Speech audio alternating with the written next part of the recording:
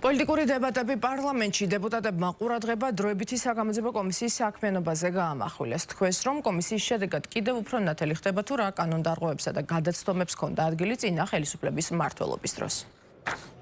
დაიწყო ძალიან ბინძური კამპანია ცილისწამებების, ბინძური ჭორების გავრცელება კომისიის მუშაობის წინააღმდეგ, მისი წევრების წინააღმდეგ, თუმცა პარალელურად ამით გასაგები არის გადაფარვასაც ცდილობენ უკვე პირველივე სხდომებიდან ვისმენთ მართლა აი სისხლის გამყინავ ისტორიებს თუ როგორ აწამებდნენ ადამიანებს სასჯელახსრულების დაწესებულებებში, როგორ ხდებოდა საკუთრების უფლების ტოტალური დარღვევები და სახელმწიფოსთან ერთად აი ამ დარღვევებში როგორ მონაწილეობდნენ დღეს უკვე პოლიტიკაში თავშეფარებული და პოლიტიკაში გადაბარებული ბანკირები მამუკა ხაზარაძე და ბადრი ჯაფარიძე.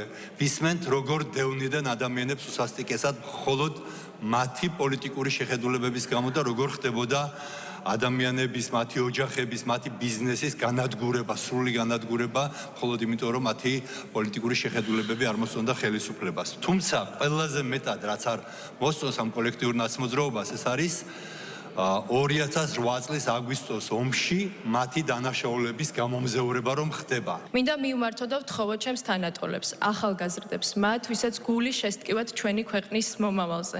დიდი ყურადღებით მოისმინო და თვალყური ადევნონ ამ კომისიის მსვლელობას, რადგან განსაკუთრებით მათთვის, ვისაც შეიძლება ასაკის გამო კარგად არ გვახსოვს ის საქმეები და დანაშაულები, რაც მაშინდელმა ხელისუფლებამ ქართულ ხალხს გამოატარა, კომისია კიდევ ერთხელ თვალსაჩინოს ხდის და ნათლად წარმოაჩენს თუ ვინ დგას დღეს მეორე მხარეს, ვინ გვესახება ეგრეთ წოდებულ ოპოზიციურ ზალად და ვინ გვესაუბრება სამშობლოს ვითომ სიყვარულზე.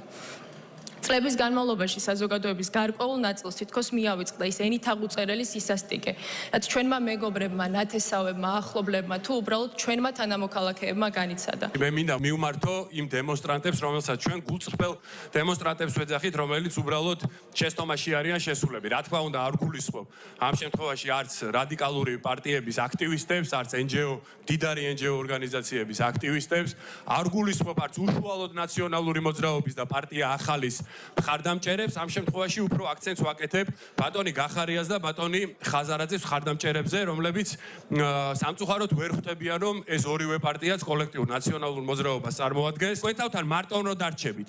ერთი ფაქტი მაინც გაიხსენეთ, რა გააკეთა ქართულმა ოცნებამ რუსული საქმე ან რითი გაზარდა რუსული გავლენები საქართველოში. ამასაც ვერ გაიხსენებთ. ჩვენ დამოუკიდებლობა ავირჩიეთ 34 წლის წინ.